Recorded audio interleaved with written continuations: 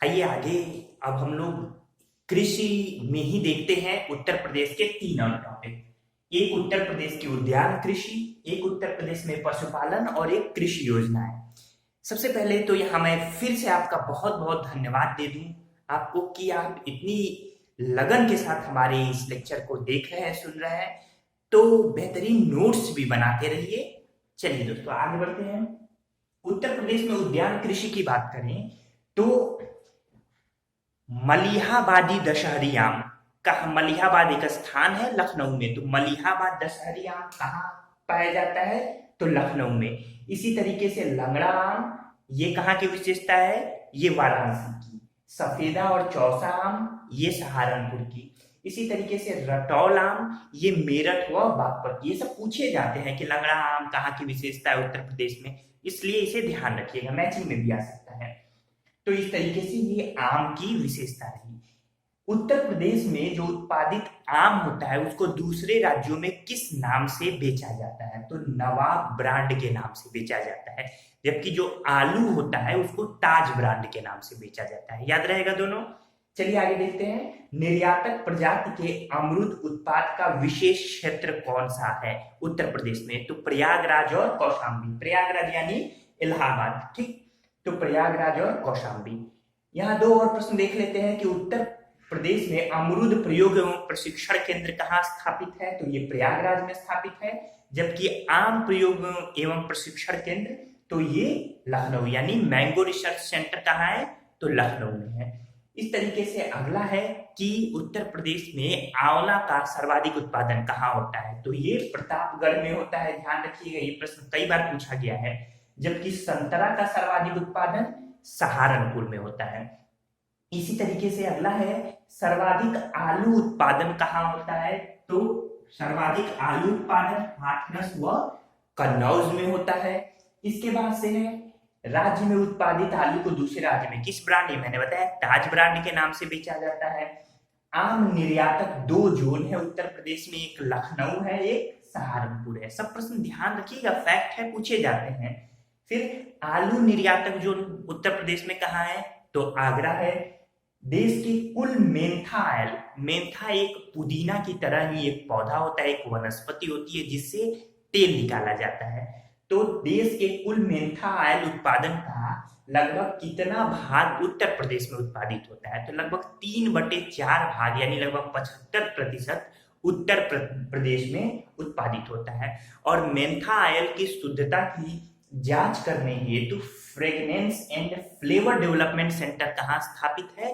तो ये कन्नौज में स्थापित है। फिर सुन लीजिए, मेंथा ऑयल शुद्धता की जांच हेतु fragrance and flavour development centre कहाँ स्थापित है? कन्नौज में। कन्नौज इत्र की नगरी कही जाती है। हर्षवर्धन के समय से ही कन्नौज में पुष्प से इत्र बनाए जाते हैं, यानी फूल से इत्र बनाए जाते हैं। तो इस तरीके से ये आपने देखा। अब देखिए ये भी, ये पान की खेती के लिए प्रसिद्ध दो स्थान उत्तर प्रदेश में याद रखिएगा।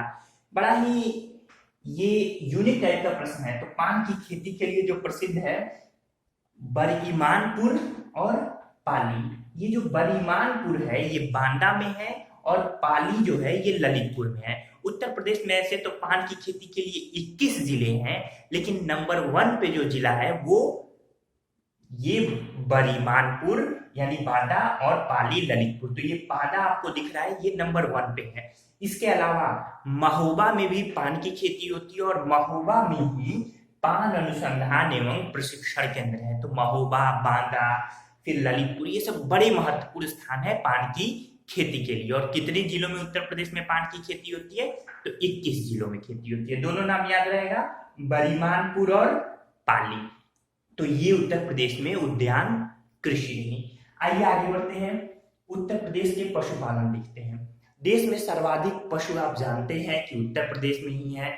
गायों की संख्या, भैंसों की संख्या भी सर्वाधिक उत्तर प्रदेश में ही है। उत्तर प्रदेश में 5 पशु चिकित्सा पॉलीक्लिनिक है और एक निर्माणाधीन है। ये 5 कौन कौन से हैं? एक गोरखपुर में, एक मुजफ्फरनगर में, लखनऊ में, एक बड़ौत यानी बागपत में और एक सैफई इटावा में। प्रश्न पूछा जाता है निम्नलिखित में उत्तर प्रदेश में पॉलीक्लिनिक कहाँ नहीं है? तो 3 इसमें से रहेगा, एक अलग रहेगा। तो आप फाइंड आउट कर लेंगे। गोरखपुर, मुजफ्फरनगर, लखनऊ, बागपत, इटावा यानी बड़ौत और सैफई, ये 5 पशु चिकित्सा पॉलीक्लिनिक हैं। और बादलपुर जो कि गौतम बुद्ध नगर में है, यहाँ निर्माणाधीन है 6ठा पॉलीक्लिनिक।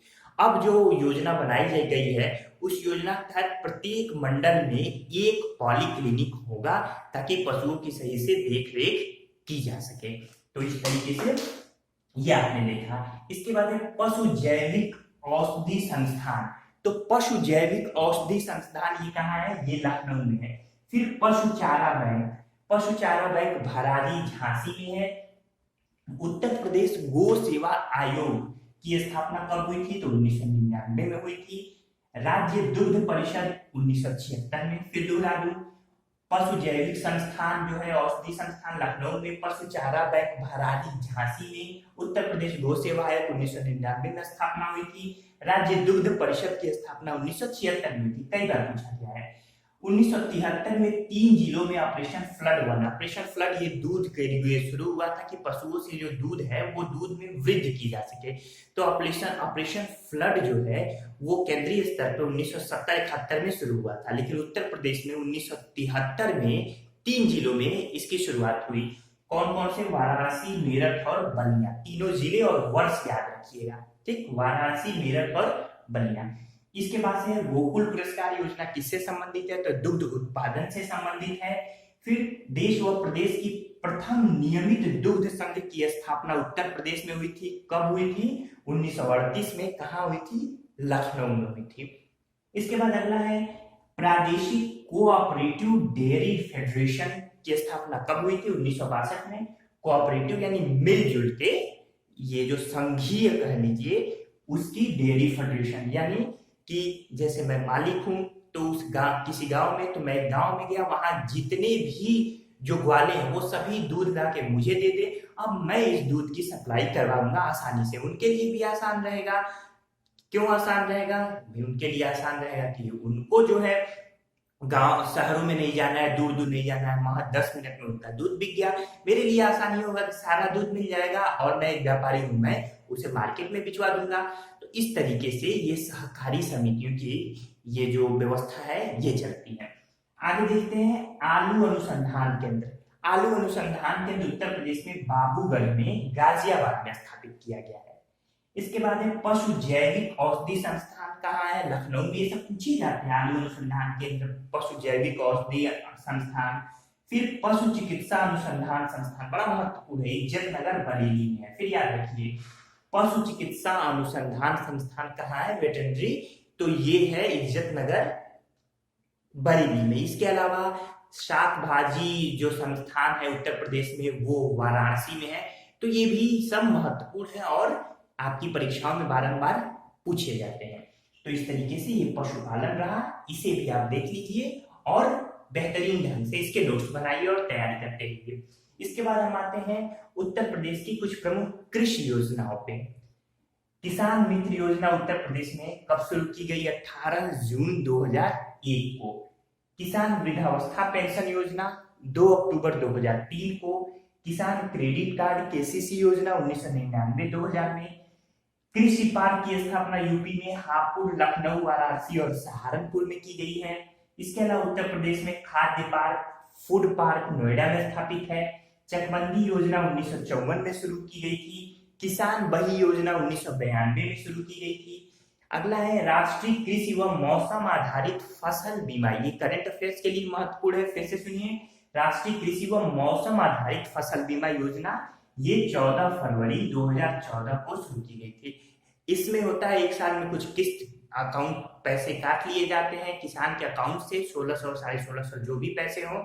इसमें अगर किसी भी प्रकार से जो अगर फसल की बर्बादी होती है प्राकृतिक आपदा के रूप में या फिर किसी अन्य प्रकार से, तो सरकार क्या करती है, जो बीमा है तो बीमा कंपनियां सरकार के माध्यम द्वारा बीमा यानी उस फसल की सुरक्षा होती है और जितने अमाउंट का वो फसल है उतना अमाउंट किसान को दिया जाता है।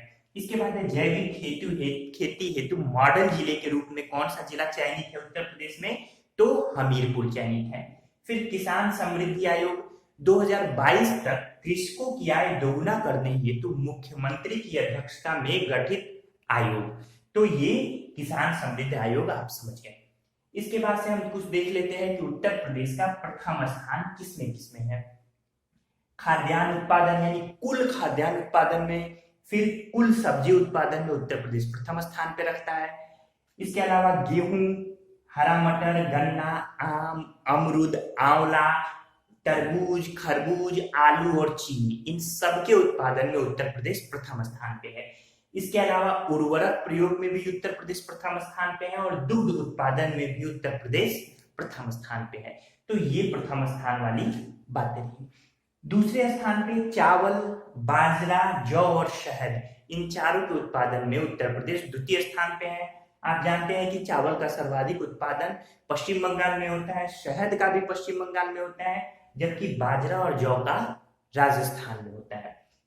इसी तरीके से फल, लहसुन, कृषि योग्य भूमि, यानी फल और लहसुन के उत्पादन में और कृषि योग्य भूमि की दृष्टि से उत्तर प्रदेश तीसरे स्थान पे है। फल के उत्पादन में आंध्र प्रदेश पहले स्थान पे है, जबकि कृषि योग्य भूमि की दृष्टि से राजस्थान पहले स्थान पे है। इसके बाद है दाल के उत्पादन में, दाल के उत्पादन में उत्तर प्रदेश का चौथा स्थान है, पहला स्थान मध्य प्रदेश का है। तो इस तरीके से आज के लेक्चर में मैंने कृषि से संबंधित उद्यान कृषि, पशुपालन, कृषि योजनाओं की चर्चा कर दी